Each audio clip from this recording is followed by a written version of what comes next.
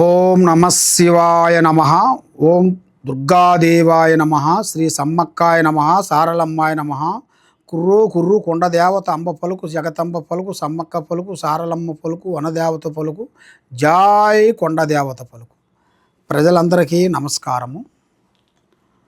మరి నాగ సర్ప శాపము మనిషికి ఏ విధంగా ఆ శాపం అనేది తగిలిన తర్వాత ఆ శాపం అనేది మనిషికి రకరకాలుగా ఇబ్బందులు పెడుతుంటారు.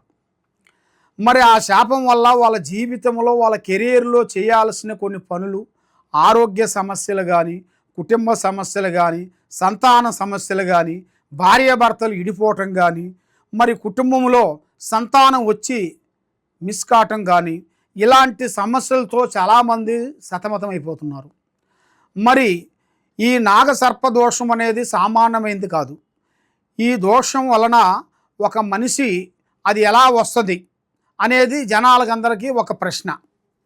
అయితే ఒక నాగుపాముని చంపటం కానీ, ఒక సర్పాన్ని చంపటం కానీ, ఒక జీవిని చంపటం కానీ జరిగినప్పుడు ఆ శాపం అనేది మనిషిని వెంటాడుతుంటుంది. అది వెంటాడి వాళ్ళ కుటుంబంలో ఒకవేళ తల్లిదండ్రులు ముసలివాళ్ళు అయిపోయినా కూడా ఆ శాపం అనేది వాళ్ళ బిడ్డల మీదకి వచ్చేస్తుంది. ఆ బిడ్డల మీద వచ్చిన తర్వాత వాళ్ళకి ఆరోగ్య సమస్య, సంతాన సమస్య, అలాంటి సమస్యలు కొన్ని ఎదురవుతుంటాయి. మరి ఈ సమస్యకి మెయిన్ కారణము ఏమి చేస్తే దీనికి పరిహారం అవుతుంది, మరి ఎలా దేవుణ్ణి పూజించాలి, ఏ దేవుణ్ణి పూజించాలి, ఏ దేవుణ్ణి ఆరాధించాలి, ఈ సమస్యకి కారణం ఏమిటి అనేది చాలామందికి ఒక ప్రశ్న. ఈ సమస్య, ఈ దోషానికి సంబంధించిన ప్రశ్న ఒకటి, వాళ్ళు చేసిన పాపం అది వెంటాడుతుంటుంది. మరి అది చేసిన ఆ శాపం అనేది మామూలుది కాదు.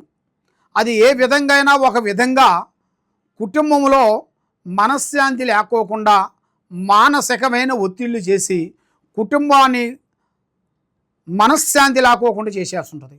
దాని వలన వాళ్ళు ఎన్ని పూజలు చేసినా, ఎన్ని గుళ్ళకి వెళ్ళినా, ఎక్కడికి పోయినా వాళ్ళకి మనశ్శాంతి అనేది ఉండదు. మరి దానికి ఏమి చేయాలి? మీరు దగ్గరలో ఉండాల్సిన దేవుడు గుళ్ళు దగ్గరికి వెళ్ళి, దగ్గర ఉండాల్సిన పుట్టల దగ్గరికి వెళ్ళి కొంతమంది పాలు పోసి, మరి నాగుల సమితి రోజున కొంతమంది పాలు పోసి గుడ్డు పెట్టి పాలు పోసి నమస్కారం చేసి వస్తుంటారు. అది ఎందువల్ల? శాంతి గురించి. కాబట్టి ఇది శాపము. మరి ఈ శాపాన్ని మనం దాన్ని తీసేసుకోవాలనుకుంటే దీనికి చేయాల్సింది శ్రీకాళహస్తిలో ఆదివారం అమావాస్య రోజున మేము అక్కడికి పూజాబలం చేస్తుంటాము. ఆ పూజా బలం ఎలా ఉంటుందంటే, నాగదేవత నాగబంధనం వేస్తాము. నాగబంధనతో ముగ్గు వేస్తాం. ఫస్ట్ ఆ నాగబంధనకి ముగ్గు వేసేసి ఆ ముగ్గు మధ్యలో హోమం పెడతాం.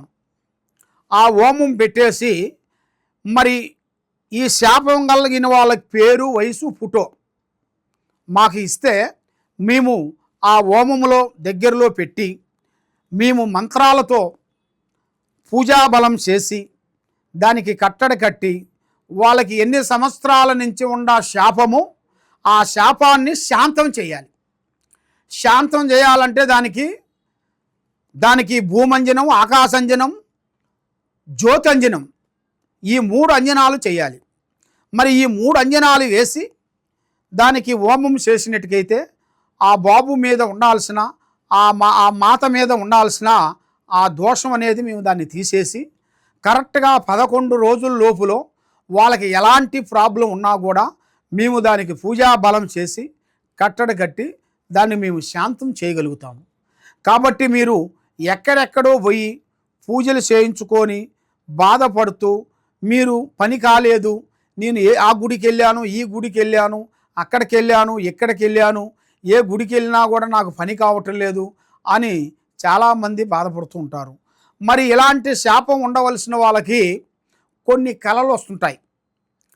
స్వప్నంలో నాగదేవత పాము ఎంటబడినట్టుగా, కాళ్ళల్లో చుట్టుకున్నట్టుగా, పైన వచ్చి కూర్చున్నట్టుగా, కాటు వేసినట్టుగా, ఎమ్మట పడినట్టుగా ఇలాంటి కళలు వస్తుంటాయి.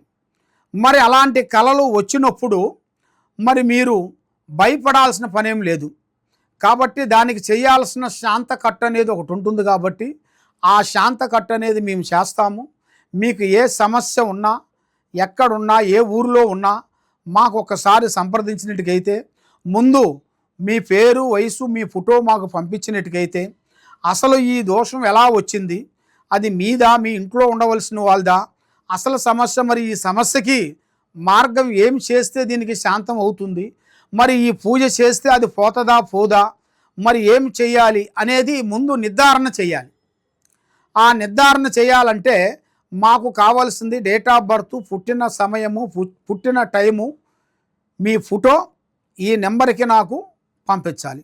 ఈ కింద ఉండాల్సిన నెంబర్కి మాకు పంపించినట్టుకైతే అసలు మీ ఇంట్లో ఏముంది, మీ పిల్లల మీద ఏమి జరుగుతుంది, మీ కుటుంబం మీద ఏముంది, మరి మీరు చేసే ఆఫీసులో ఏమేమి జరుగుతుంది, మరి మీరు ఏం చేయాలనుకుంటున్నారు, మరి మీకు కారణం ఏమిటి, ఈ సమస్యకి ఒక మార్గం చేయాలంటే అది ఎలా చేయాలనేది మేము చూస్తాం. ఫస్ట్ పూజాబలంలో చూడగలుగుతాం.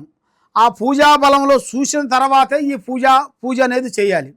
అంటే అది ఎప్పుడు పడితే అప్పుడు, ఎక్కడ పడితే ఎక్కడ అది చేసే పూజ కాదు. ఎందుకంటే అది మనకి మృత్యుంజయ హోమం ఎలాగో దానికి మించిన పూజ ఇది.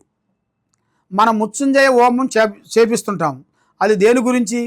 ఆవుసు పెరగటానికి, ఆవుసులో ప్రాబ్లం లేవకోకుండా ఉండటానికి, ఆ విశ్వ జంతువుల నుంచి మనకి ప్రాబ్లం రాకోకుండా ఉండటానికి, మనకి ఆ చెడు గండాలు మన మీద తగులుతుంటాయి. కొన్ని గండాలు అనుకోకుండా ఎదురవుతుంటాయి.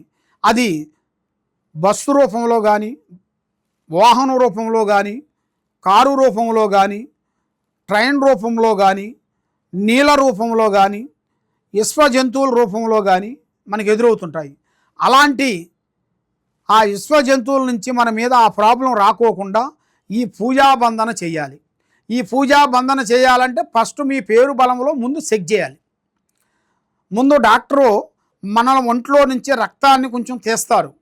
తీసేసి దాన్ని స్కాన్ చేస్తారు కదా. అది స్కాన్ చేసినప్పుడు దాంట్లో ఉండాల్సిన రోగం బయటపడుతుంది. ఇప్పుడు మేము చేసేది కూడా అలాంటిదే. మేము ముందు హోమం అనేది మీ గురించి పెట్టాలంటే ముందు మీ పేరులో అంజనంలో చూడాలి ఫస్ట్. ఆ అంజనంలో మేము చూసినప్పుడు మీలో ఉండాల్సిన ప్రాబ్లము, దానికి మాకు సొల్యూషన్ అనేది మాకు అర్థమవుతుంది. అప్పుడు పూజ చేయాలి. కాబట్టి మేము పలానా ప్రాబ్లం ఉన్నది, మరి ఆ ప్రాబ్లం ఉంటే మాకు హోమం చేయండి, పూజ చేయండి అని చెబుతుంటారు చాలామంది. కానీ అలా ఎప్పుడు చేయకూడదు. దానివల్ల అసలు మీలో ఆ ప్రాబ్లం ఉన్నదా లేదా, అది మీకు అనుమానమేనా, అది నిజమా, అది అబద్ధమా అనేది మనం మైండ్ తెలుసుకోవాలి. తెలుసుకోకుండా ఏ పూజ ఆ పూజ మనం చేయించుకుంటే దానివల్ల మనకి ప్రయోజనం ఉండదు. కాబట్టి ముందు అంజనములో చూసి దాన్ని పరిష్కరించి మీ పేరు బలాన్ని బట్టి ఎలా ఉంది ఏమిటా అనేది మేము అన్నీ చూసి మేము చెప్పగలుగుతాం. కాబట్టి మీరు ఎక్కడెక్కడో వెళ్ళి జ్యోతిష్యం చెప్పించుకొని బాధపడుతూ ఉన్నారా? తప్పకుండా ఈ కింద ఉండాల్సిన నెంబర్కి ఒకసారి సంప్రదించండి. సర్వో జనా సుఖినో భవంతు. ఓం నమః శివాయ.